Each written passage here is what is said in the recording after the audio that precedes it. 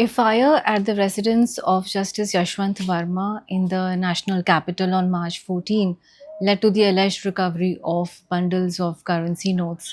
Justice Varma has since been transferred from the Delhi High Court to the Allahabad High Court, and an in house inquiry has been initiated into the matter by Chief Justice of India Sanjiv Khanna.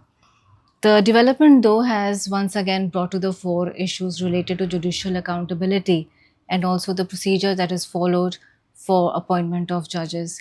We have with us senior advocate and activist Prashant Bhushan, who has been campaigning for many years for greater judicial accountability, to talk about the issues that arise out of the Justice Varma episode.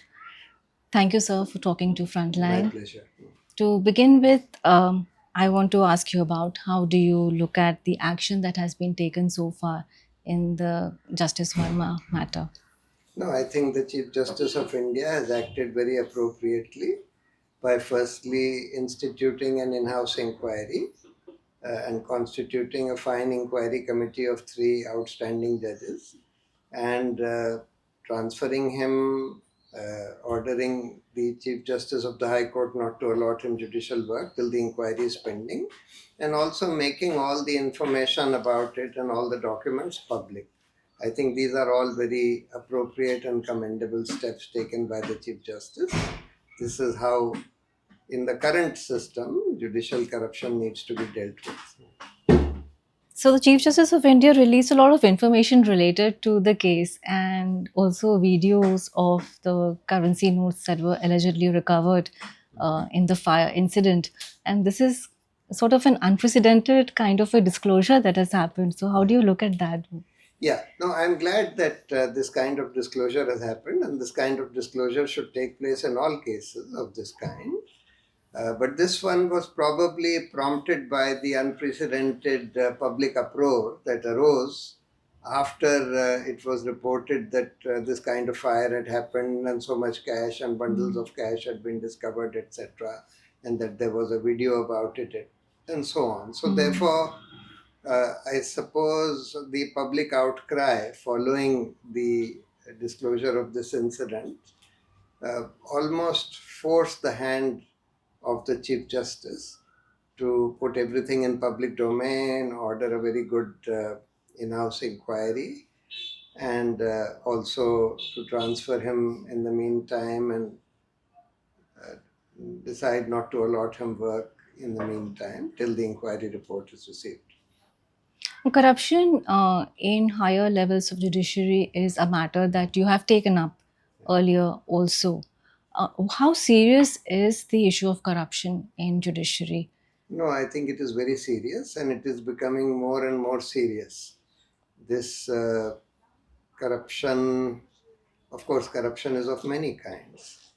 There is outright financial corruption and there is also political corruption.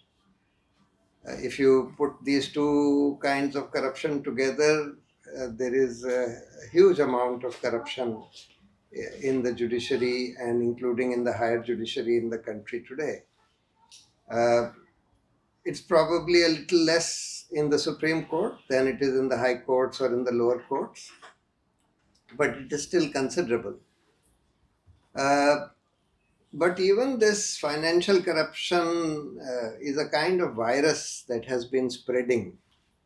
And therefore, I feel and I notice that this is also increasing in recent years. And it's increasing partly because there is no proper system of accountability and investigation of these kinds of allegations in the present system.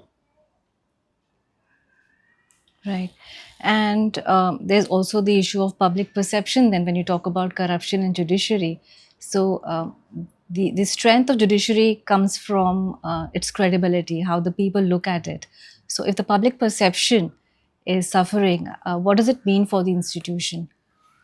No, it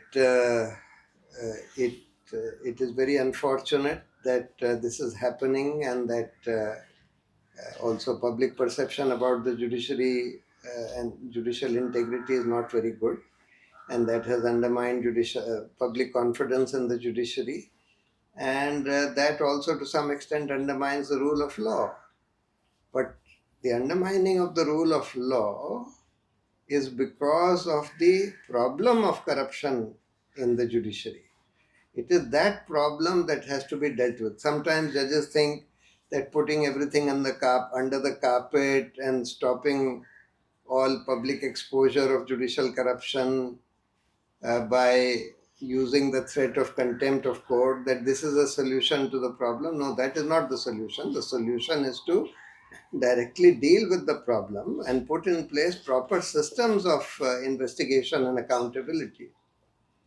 How do you look at the mechanism that is available right now? You've spoken about it. You've said it's not adequate. The accountability mechanism, for example, an FIR cannot be registered against a judge without the consent of the Chief Justice of India, and also you've said that impeachment is impractical and it's a political process. So. How what do you have to say about this mechanism as a whole, and what solutions do you suggest to make the accountability mechanism more robust? Yeah. So currently, in order to take any action against judges, we only have the system of impeachment. Uh, and that's a political process to begin with, because 100 MPs have to sign the impeachment motion, which often gets politicized. And thereafter, there is an inquiry committee. If the impeachment motion is signed and admitted by the Speaker or the Vice President, there is an inquiry committee which is set up. If the inquiry committee holds him guilty, then the matter goes back to Parliament, where it has to be voted upon by both houses with 2/3 majority, etc. So it's a very, very difficult and politicized process. In my view, totally impractical. And that is why till today no judge has been successfully impeached in this system. The other mechanism that has been set up is this in-house inquiry. This is an informal thing set up by a resolution in a Chief Justice's conference in 1997. And my own experience has been that this method is very rarely activated, even though when the successive Chief Justices have received credible complaints. We ourselves have made several complaints against several judges over the past many years, but most of those complaints have not been acted upon by the Chief Justices, and they can just choose to ignore them, which they have usually done. It's only rarely that Chief Justices set up in-house inquiry committees, and even after that in-house inquiry committee finds the judge guilty of some misconduct, all that they can do is for the Chief Justice to request him to resign. If he doesn't resign, then he can only recommend impeachment, and then it goes through the same process of impeachment. So this is not satisfactory. What needs to be done is to set up a empowered and robust and independent committee of, say, 5 retired judges or 5 retired public people, not members of the sitting judiciary, who can entertain complaints from the public against judges, and if they find some prima facie credibility in those complaints, they can order any investigation or inquiry, thereafter hold a kind of trial of that judge, and if the judge is found guilty, they can recommend his removal, and then thereafter he should be removed or transferred or whatever, without waiting for the matter to go to Parliament, etc. So that's the kind of a judicial complaints commission needs to be set up, which should be independent both of the government and also of the judiciary. That's what we need. It can have public persons, it can have even retired judges, but they should be independent of the sitting judiciary as well as of the government. How does one move towards formation of this kind of a commission? Do That we has need to a be law? done by a parliamentary enactment. We need a law for that, and therefore Parliament needs to enact a law for that. They once brought in some judicial accountability bill, but that bill was defective for various reasons, and that's why it was abandoned. They need a better version of that bill for the system to be reformed. There's a theory that the huge pendency of cases is a reason behind the corruption in judiciary. How far do you think this is correct? Well, there is only a very indirect connection between pendency and corruption. You see, when there is a lot of pendency, the whole system becomes dysfunctional. And in a dysfunctional system, the possibility of other kinds of corruption also increases. But there is no direct connection between the two. Unfortunately, corruption is happening primarily because of lack of accountability, lack of any robust system of accountability of the higher judiciary. And also because, see, it has become, as I said, it's a kind of infectious disease that is spreading through the judiciary. Because if one judge becomes corrupt, then he kind of encourages other judges also to do the same, because they make themselves believe that they are taking money for doing the right thing, for giving the right judgment. So it infects other members of the judiciary also. And this is a growing problem. As I said, it's a virus which is infecting the judiciary. More and more members, and perhaps the percentage of the members of the judiciary who have been infected by this virus is also increasing. It's a very serious problem. In recent years, there has been a growing perception that the judiciary has not been working in a truly independent manner, and the executive is, sort of wielding control on the judiciary. And we saw a press conference which was addressed by Supreme Court judges in 2018. Since then, have any measures been taken by the judiciary to dispel this notion? Well, yes, unfortunately, the most serious problem that has occurred recently is the collapse of the independence of the judiciary. And this has happened for various reasons. One of them is the problem of post-retirement jobs being given to judges by the government, or appointed to commissions, tribunals, commissions of inquiry, and so on after retirement. Sometimes they are made governors or members of the Raj Sabha, etc. This definitely compromises the independence of the judges if they know that their post-retirement jobs are dependent upon wishes of the government. Then there is a problem which we saw during the emergency also, that if there is a very strong and almost fascist government, then a lot of judges who are otherwise decent and upright, etc., if they are not very strong and robust, they also succumb out of fear. Then there is appointments. You see, in recent years, this government has adopted a very studied policy of not allowing the appointment of inconvenient and independent judges.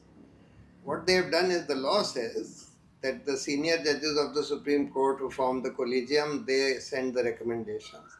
Government has the power to return the recommendations if they find that the recommendations are not appropriate or whatever, with reasons. Thereafter, if the collegium reiterates the same recommendations, then they have to make those appointments.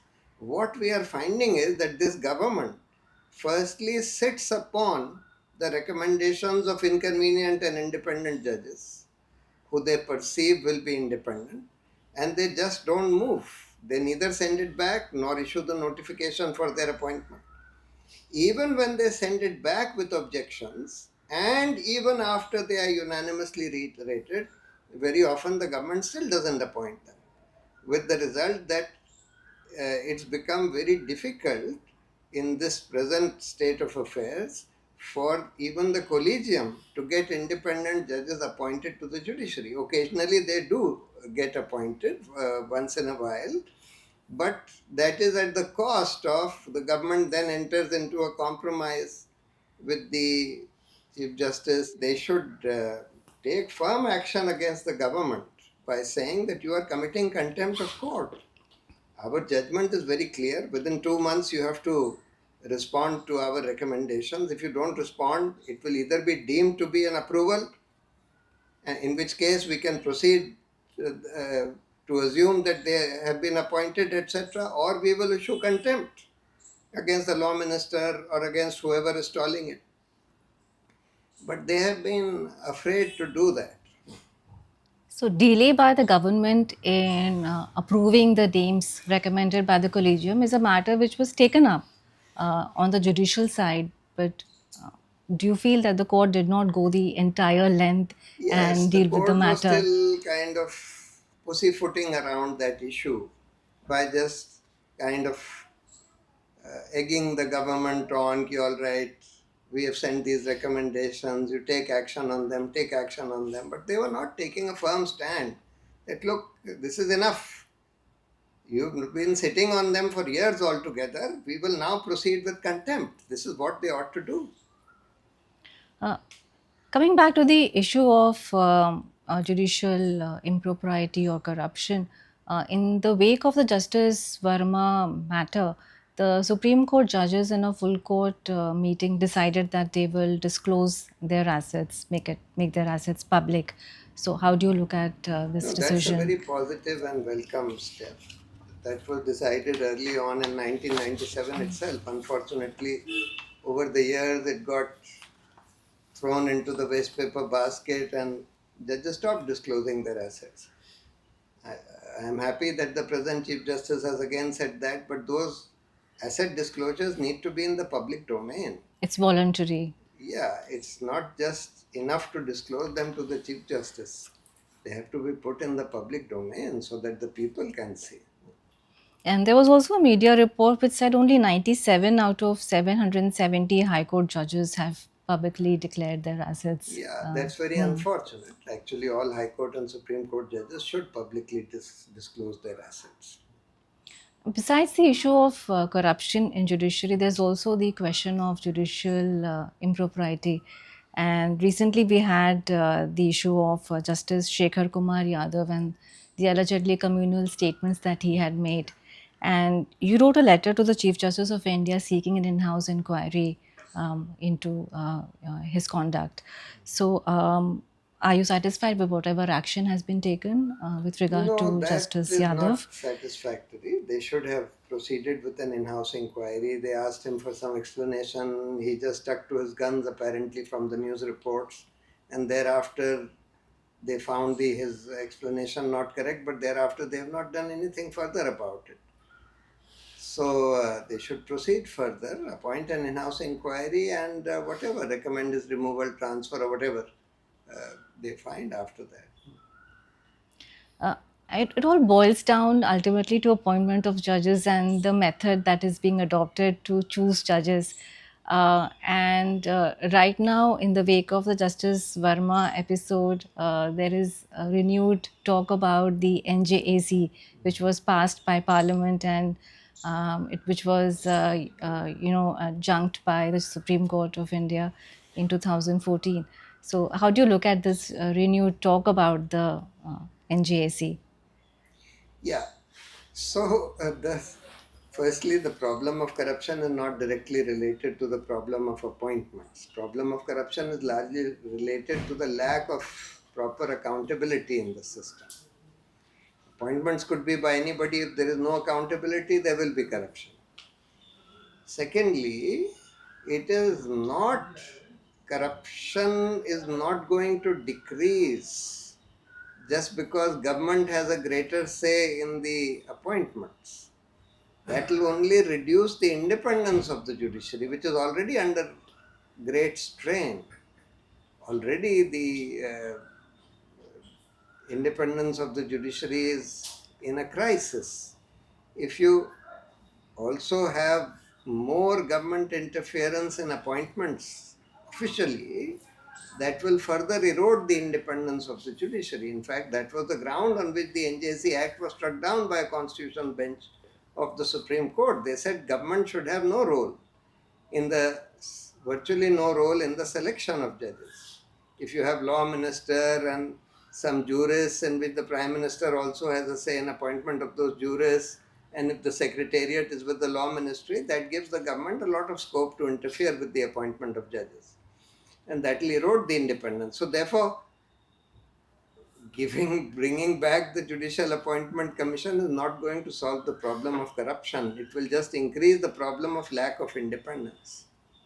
But there are questions also being raised about the functioning of the collegium, that it's a non-transparent system, and the very idea of judges appointing judges has been seen as, problematic. So, how do we, kind of find a middle path between and something like NJAC and the collegium system? Yeah, so it's true that the system of appointment by the collegium is also has many problems. One of them is lack of transparency. Another is lack of any laid out system. What is the criteria on the basis of which judges will be selected? How would that criteria be applied? Secondly,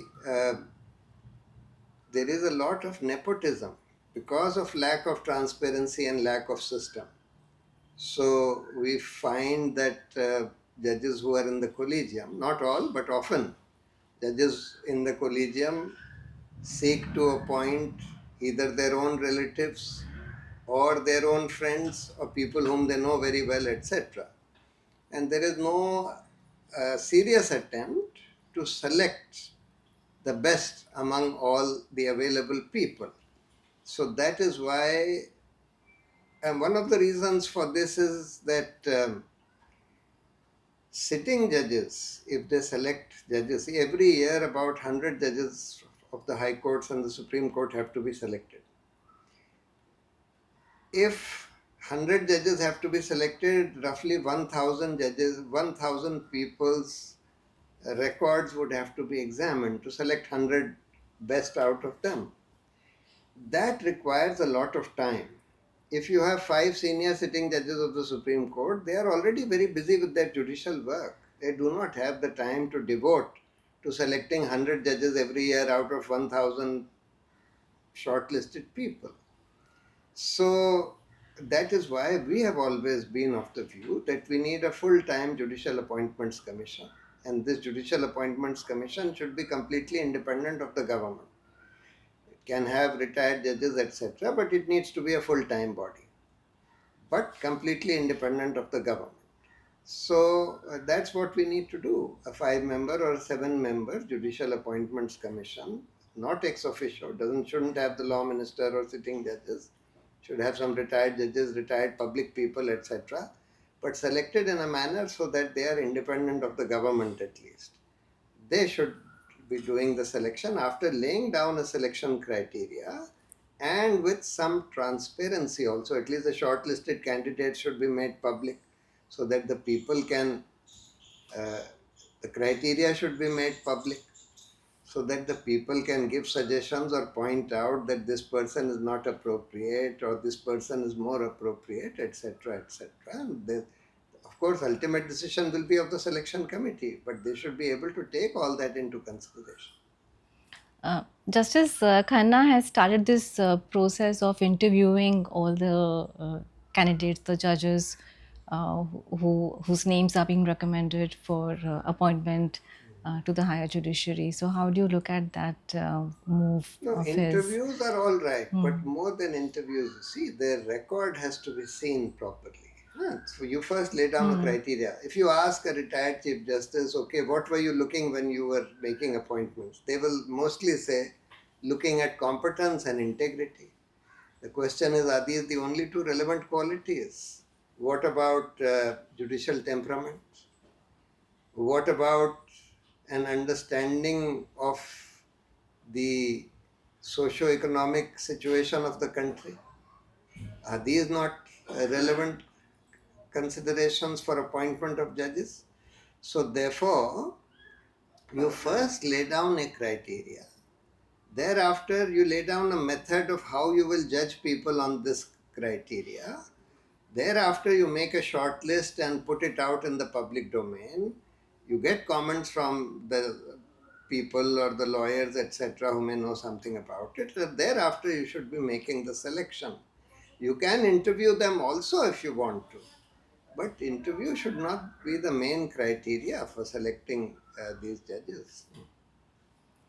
To wrap up the interview, I would like to ask you about what do you think could be the tangible outcomes of, the Justice Varma episode, or maybe also the case of Justice Shekhar Kumar Yadav. What are the tangible outcomes of these instances for us? How can we take them forward with regard to judicial accountability and So I hope that it propriety? will lead to a judicial accountability commission and a law to bring about a judicial accountability commission, which will have a more robust system of investigating complaints against judges and taking action against them.